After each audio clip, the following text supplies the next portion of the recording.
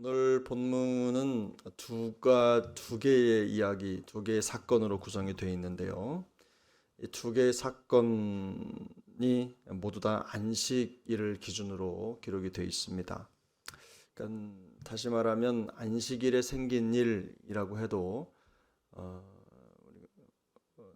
표현이 충분합니다. 안식일에 예수님과 바리새인들 사이에 있었던 일, 이렇게 하면 두 가지 주제를 다 덮는데, 일단은 제자들이 이삭을 비벼서 먹은 사건을 두고 바리새인들이 예수님께 이의를 제기한 것이고, 왜냐하면 안식일에 이삭을 비볐다는 것은 안식일에 금지된 일을 한 것이기 때문에 추수를 해서 이렇게 탈곡을 했다는 거죠. 또 한 가지는 회당에서 오른손 마른 사람의 손을 고쳐준 사건입니다.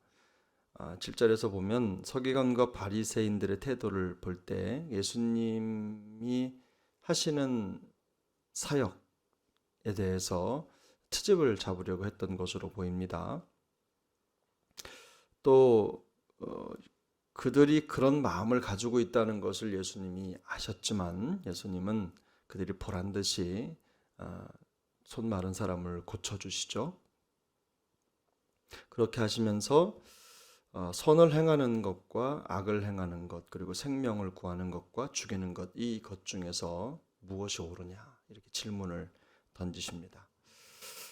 예수님의 여법을 가만히 읽어보면요, 이 서기관과 바리새인 같은 당시 종교 권력자들에 대해서 그들의 생각에 동의하시고 그들과 함께 맥을 같이 하는 게 아니라 그들에 대한 도전을 하고 계시다는 것을 충분히 이해할 수가 있죠.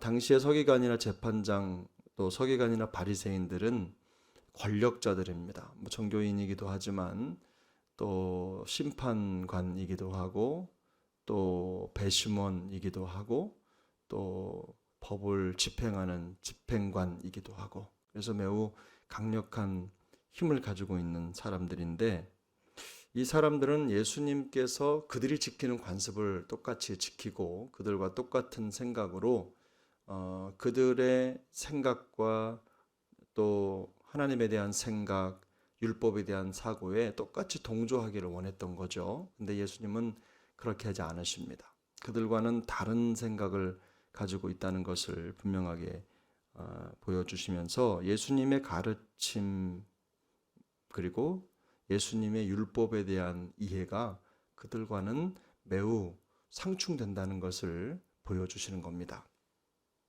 그래서 이 둘 사이의 그룹에 긴장감이 도는 거죠. 본문을 여러분 잘 보시면 본문에 여러 가지 교훈이 있는데, 예수님이 가지고 있는 그 율법이나 또 그 당시 유대 관습에 대한 재해석이죠. 해석을 하셔서 새로운 기준을 제시하시는데, 그것에 충돌하는 사람들이 유대 사회 전체가 아니라는 것을 성경이 보여줍니다. 왜냐하면 오늘 본문 2절을 보면 어떤 바리새인들이라는 표현이 있죠. 그래서 예수님이 그 당시 사회 전체와 충돌하고 긴장을 가진 게 아니라 그들 중 몇몇이라는 뜻입니다. 어떤이라는 말은 some이라는 말이죠. 어느 정도, 몇몇 사람, 몇몇 바리새인들이 예수님의 말씀과 가르침에 대해서 트집을 잡고 공격을 한 겁니다. 항상 그렇죠. 그 공동체 안에 전체 흐름에 있어서 어떤 관계의 긴장 요소들을 만들어가는 그룹들은 다수가 아닙니다. 어떤 소수죠. 어떤 말씀을 들었을 때든 언제든 요즘 사회도 보면 교회에 이런저런 잡음을 내고 또 불편을 얘기하고 하는 그런 수를 보면 다수가 아니라 그 그룹 안에 있는 소수들이죠. 그 소수가 항상 교회를 시끄럽게 하거나 또 힘들게 하거나 또 여러 가지 문제를, 관계적인 문제를 야기하는 거죠.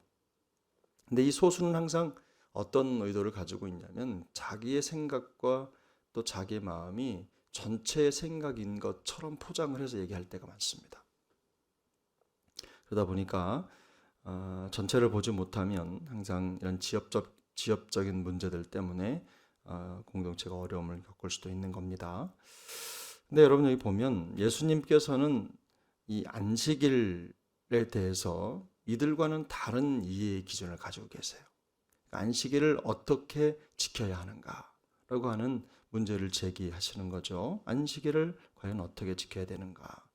이 새로운 기준을 제시하는 예수님에 대해서 이들 오늘 11절을 보면 이 어떤 바리새인들은 노기가 가득해서 예수님을 어떻게 할까 생각했다 그랬습니다. 이 노기가 가득했다는 것은요, 안에서 부하가 치밀러 올라가지고 이성을 잃어버렸다 이런 뜻입니다.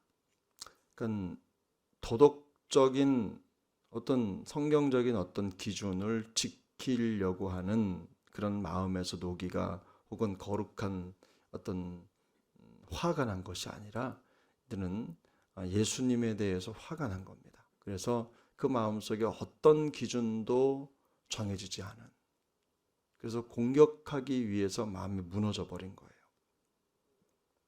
그래서 그들은 이제 예수님을 쓰러뜨리기 위해서 모함을 하거나 이제 누명을 씌워야 되는 거죠. 아무리 찾아도 예수님이 율법의 기준을 벗어났다든지 또 잘못을 범하고 계시지 않기 때문에 예수님을 넘어뜨리려면 이들은 다른 죄명을 만들어서 예수님에게 덮어 씌워야만 되는 겁니다. 우리가 알고 있는 것처럼 예수님은 그렇게 누명을 쓰셔서 말도 안 되는 죄를 뒤집어 쓰시고 이제 십자가의 길을 가시게 되는 거죠. 이들이 이렇게 해서 예수님을 넘어뜨릴 괴략을 세워야 되는 이유는 예수님이 율법의 조성자이시자 또 예수님이 율법의 완성자이시기 때문에 그렇습니다. 그냥 봐서는 허물을 찾을 수가 없기 때문에. 그렇다면 여러분, 안식일을 어떻게 지켜야 됩니까? 요즘으로 말하면 이 안식일, 우리 주일을 어떻게 지켜야 되느냐? 근데 이 안식일로 대표하는 율법, 하나님이 주신 말씀, 율법을 어떤 방식으로 우리가 지켜야지 되느냐, 이렇게 이해할 수도 있겠죠. 두말할 것도 없이 바리새인들이 지켜온 이런 안식일 관습이 아니라 예수님께서 가르치시는 안식일의 의미를 우리 신앙에 적용해야 되는 겁니다. 여러분 여기에 다 동의하실 겁니다. 여기에 있는 바리새인들이 지키고 또 주장하는 안식일 규례나 관습이 아니라 예수님께서 행하신 대로 우리는 따르면 됩니다. 율법도 마찬가지입니다. 사람의 전통과 관습으로 만들어진 형식이나 룰을 따라가는 게 아니라 우리는 예수님이 하신 대로, 예수님이 말씀하신 대로, 보여주신 대로 하면 되는 거죠. 예수님은 자기 자신을 오늘 본문에도 보면 안식일의 주인이라고 말씀하시죠. 5절에 이 안식일의 주인이라고 하는 것은 안식일이 예수님의 삶과 혹은 사역을 결정하고 주관하는 게 아니라 예수님이 안식일을 주관한다는 뜻입니다. 그러니까 안식일이 예수님이 안식일을 위해 있는 게 아니라 안식일이 예수님을 위해, 더 나아가서는 안식일이 우리가 안식일을 위해 있는 게 아니라 안식일이 우리를 위해 존재한다는 것, 그걸 지금 명확하게 말씀하시는 거죠. 말씀드린 대로 예수님의 가르침이나 사역에 동의하지 않는 사람들은요, 그 마음속에 노기가 가득해서 불편한 마음을 가지고 예수님을 반대했습니다. 율법을 제정하신 예수님을 반대한다는 것은 그냥 예수님을 반대하는 게 아니라 하나님을 반대하는 거죠. 하나님을 싫어하는 겁니다. 하나님께 동의하지 않는 거죠. 예수님이 안식일을 지키는 과정에 예수님이 인정을 받으신 증거가 뭐냐면 예수님이 안식일에 회당에서 가르치시고 오른손 마른 자를 고쳐주실 때 그때 능력이 나타났잖아요. 그렇다는 건 하나님이 예수님의 방법에 동의하신다는 겁니다. 하나님은 예수님을 지금 지지하고 계신 거죠. 능력을 보여주신 거예요. 또 어떤 바리새인들은 그런 예수님을 반대하는 겁니다. 신앙생활이라고 하는 건요, 여러분, 우리가 좀 마음에 새겨야 되는데요. 우리 신앙생활의 어떤 동력은 우리가 익숙한 신앙 관습이 아닙니다.